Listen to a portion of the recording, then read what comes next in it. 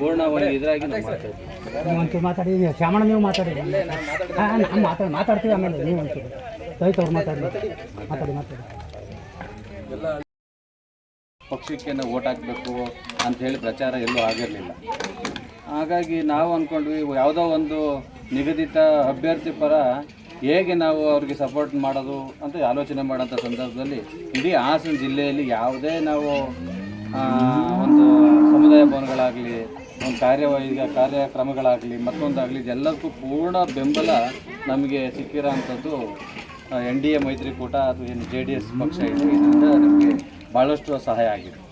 ಆ ನಿಟ್ಟಿನಲ್ಲಿ ನಾವು ಯೋಚನೆ ಮಾಡಿದಾಗ ನಮ್ಮ ಮೋದಿಯವರಿಗೊಂದು ಶಕ್ತಿ ತುಂಬಬೇಕು, ಅವ್ರನ್ನ ಮತ್ತೊಂದು ಬಾರಿ 3ನೇ ಬಾರಿ ಅವ್ರನ್ನ ಪ್ರಧಾನಿಯಾಗಿ ನೋಡಬೇಕು ಅನ್ನೋದೊಂದು, ಆ ದೇಶ ಭಕ್ತಿ ಹೊಂದಿರತಕ್ಕಂಥ ಒಬ್ಬ ಪ್ರಧಾನಿಯನ್ನು ನಾವು ಉಳಿಸ್ಕೋಬೇಕು ಅನ್ನೋದೊಂದು ನಮ್ಮ ಮನಸ್ಸಿಗೆ ಬಂದು, ಅಂಥ ದೇವೇಗೌಡರು ರಾಜಕೀಯದಲ್ಲೇ ಅವರಂಥ ಪರಿಣಿತರು, ಅವರಂಥ ಹಿರಿಯರು ಯಾರೂ ಇಲ್ಲ, ಅಂಥವರು ಕೂಡ ಮೋದಿಯವ್ರನ್ನ ಒಪ್ಪಿದ್ದಾರೆ. ಅಂಥ ಸಂದರ್ಭದಲ್ಲಿ ನಾವೆಲ್ಲರೂ ಕೂಡ ಮೋದಿಯವ್ರನ್ನೂ ಬೆಂಬಲಿಸಬೇಕು, ಅದೇ ರೀತಿ ದೇವೇಗೌಡರನ್ನು ಕೂಡ ಗೌರವಿಸಬೇಕು. ನಮ್ಮ ಕನ್ನಡಿಗರಾಗಿ ನಮ್ಮ ಕರ್ನಾಟಕವನ್ನು ರಾಷ್ಟ್ರ ಮಟ್ಟದಲ್ಲಿ ತೋರಿಸುವಂಥ ಕೀರ್ತಿ ಅವರಿಗಿದೆ. ಕನ್ನಡಿಗರು, ಅವರು ಮಾಜಿ ಪ್ರಧಾನಿಗಳು, ಅವ್ರ ಮಾತಿಗೂ ಗೌರವವನ್ನು ಕೊಡ್ತಾ ಹಾಸನ ಜಿಲ್ಲೆಯಲ್ಲಿ ನಮ್ಮ NDA ಅಭ್ಯರ್ಥಿ ಪ್ರಜ್ವಲ್ ರೇವಣ್ಣ ಅವ್ರನ್ನ ನಾವು ಬೆಂಬಲಿಸಬೇಕು ಅಂತ ತೀರ್ಮಾನ ಮಾಡಿ ಇವತ್ತು ಇಡೀ ಹಾಸನ ಜಿಲ್ಲಾದ್ಯಂತ ನಾವು ಪ್ರಚಾರವನ್ನು ಕೈಗೊಂಡಿದ್ದೀವಿ. ತಾವು ದಯವಿಟ್ಟು ಎಲ್ಲ ನಮ್ಮ ಬಾಂಧವರು ಕೂಡ ಪ್ರಜ್ವಲ್ ರೇವಣ್ಣ ಅವ್ರ ಕ್ರಮ ಸಂಖ್ಯೆ 2, ಅವರಿಗೆ 26ನೇ ತಾರೀಕು ನಡೀತಕ್ಕಂಥ ಒಂದು ಲೋಕಸಭಾ ಚುನಾವಣೆ ಅಂತ ಎಲ್ಲರೂ ಕೂಡ ಅವರಿಗೆ ಆಶೀರ್ವಾದ ಮಾಡಬೇಕು, ಅವ್ರನ್ನ ಬೆಂಬಲಿಸೋಣ.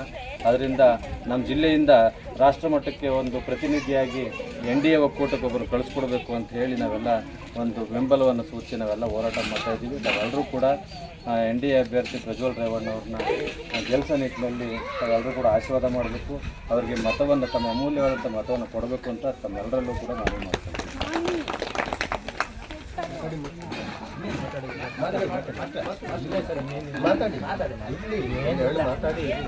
ವೇದಿಕೆ ಮೇಲಿರುವ ಎಲ್ಲ ಗಣ್ಯರನ್ನ ವಂದಿಸ್ತಾ ಈ ಒಂದು ಸಮಾರಂಭದಲ್ಲಿ ಕೇಳಿದರೆ ಇದುವರೆಗೂ ನಾವು ಸವಿತ ಸಮಾಜದವರಲ್ಲಿ ನಮ್ಮ ಕುಲಬಾಂಧವರು ಎಲ್ಲರೂ ನಮ್ಮ ಹೊಣೆಪುರ ತಾಲೂಕಲ್ಲಿ ರೇವಣ್ಣವ್ರು ಬಿಟ್ಟು ನಾವು ಇಲ್ಲಿ ಹೋಗಿಲ್ಲ. ಮುಂದೂ ಸಹ ರೇವಣ್ಣವ್ರನ್ನೇ ನಾವು ಬೆಂಬಲಿಸ್ತೀವಿ ಅಂತೇಳಿ ಈ ಒಂದು ಇದಕ್ಕೆ ನೇರವಾಗಿ ಕೇಳ್ಬೋದು. ಅದಕ್ಕೊಂದು ಅವಕಾಶ ಮಾಡ್ಕೊಳ್ಳಿ ದಯವಿಟ್ಟು. ಎಲ್ಲ ಕೆಲವು ಮುಖಂಡರುಗಳೆಲ್ಲ ಬೆಳಿಗ್ಗೆ 10:30 ಹೊತ್ತಿಗೆ ಬನ್ನಿ, ಮತ್ತು ಫೋನ್ ಮಾಡಿ ಯಾವ ಜಾಗ ಅಂತ ಹೇಳ್ತೀವಿ, ಯಾಕೆಂದ್ರೆ ಪರ್ಮಿಷನ್ ತಗೋಬೇಕು. ಆ ಪರ್ಮಿಷನ್ಗೋಸ್ಕರ ನಾವು ಈ ಥರ ಮಾಡ್ತಾಯಿದ್ದೀವಿ. ಟೈಮ್ ನಿಗದಿಯಾಗಿದೆ, ಪ್ರಜ್ವಲ್ ರೇವಣ್ಣವ್ರು ಬರೋಕ್ಕೆ ಒಪ್ಕೊಂಡಿದ್ದಾರೆ, 10:30ಗೆ ಬರ್ತಾರೆ.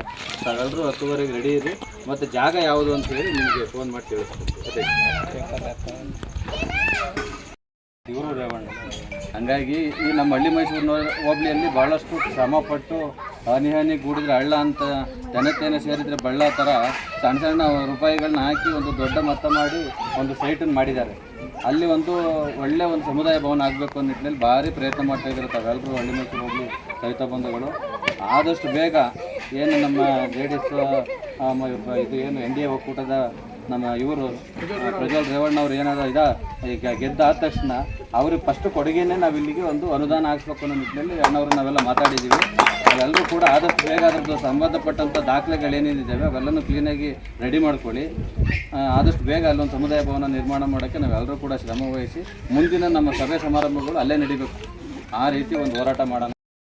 ಪ್ರತಿಯೊಂದು ಹೋಬಳಿಗಳಲ್ಲೂ ಮತ್ತು ತಾಲೂಕು ಅದರಲ್ಲಿ ಇವತ್ತು ನೆನ್ಕೋಬೇಕು ನಾವು. ಈಗ ನಾವು ಇತಿಹಾಸದಲ್ಲಿ ನಮ್ಮ ಹಾಸನ ಚಂದ್ರಾಯಪಟ್ಟಣ ಹೊಳೆಯಾಶ್ಪುರ ತಾಲೂಕಲ್ಲಿ ಈ ಚೌಟ್ರಿ ಆಯ್ತಿರೋದು ಅದು ಇತಿಹಾಸ ನಮ್ಮ ಕರ್ನಾಟಕ ರಾಜ್ಯದಲ್ಲೇ ಇಲ್ಲ.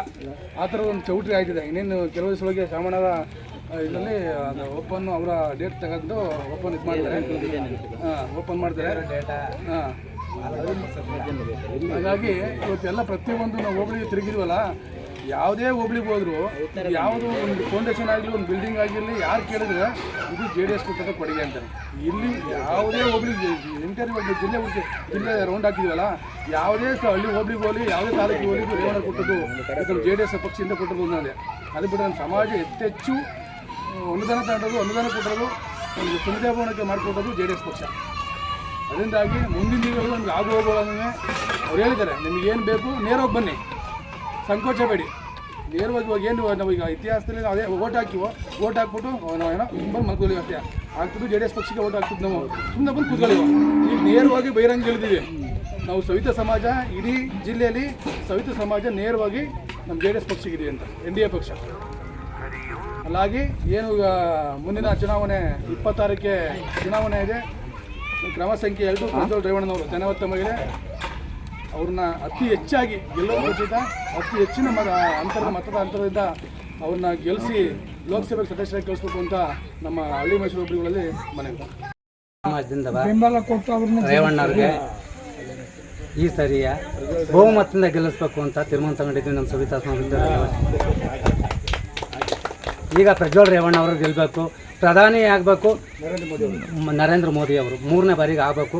ಅದನ್ನೇ ನಾವು ಕಾಯ್ತಾ ಇರೋದು, ಅದಾಗಬೇಕು. ಈಗ ನಮ್ಮ ಹಳ್ಳಿ ಮೈಸೂರು ಸವಿತಾ ಸಮಾಜ ಎಲ್ಲ ಒಟ್ಟಿಗಿದ್ದೀವಿ ನಾವು ಹೋಬಳಿಯಿಂದ.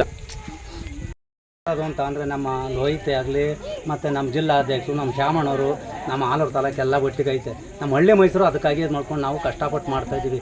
ಅದಕ್ಕೆ ನಮಗೀಗ ಮೋದಿಗೆ ಮತ್ತು ದೇವೇಗೌಡರಿಗಾಗಿ ನಾವು ಮಾಡ್ತಾ ಇದ್ದೀವಿ ಕೆಲಸ. ಈಗ ನಮಗೆ ಅರ್ಜೆಂಟ್, ನಮ್ಮದು ಸಣ್ಣ ಜಾತಿ ಇರೋದ್ರಿಂದ ನಮಗೆ ಅರ್ಜೆಂಟ್ ನಮಗೆ ಬೇಕಾಗಿರೋದು ಸಮುದಾಯ ಭವನ ಬೇಕು. ಇದೇ ಮಾತಾಗೆ ಕುಮಾರಣ್ಣಂಗೆ ನಿಮಗೆ ಜಾಸ್ತಿ ನಿಮ್ಮ 4 ಜನ ಜಾಸ್ತಿ ಇದು ಮಾಡ್ತಿರೋದು. ಫಸ್ಟ್ ನಮ್ಗೆ ಇದು ಬೇಕು, ಸಮುದಾಯ ಭವನ ಅರ್ಜೆಂಟ್ ಬೇಕು ನಮಗೆ. ಆ ಜಾಗನ ಸಂಘ ರಿಜಿಸ್ಟ್ರಿಗೆ ತಗೊಬನ್ನಿ, ಅನುದಾನ ಏನು ಬೇಕು ರೇವಣ್ಣರು ಫುಲ್ ₹1 ಹಾಕ್ಬಿಟ್ರೆ ರೇವಣ್ಣಗೆ ಮಾಡ್ಕೊಡ್ತಾರೆ. ಇದೇ ಜಾಗನವೇ ಇನ್ನೇನು ದೂರದಲ್ಲಿ ಇಲ್ಲೇ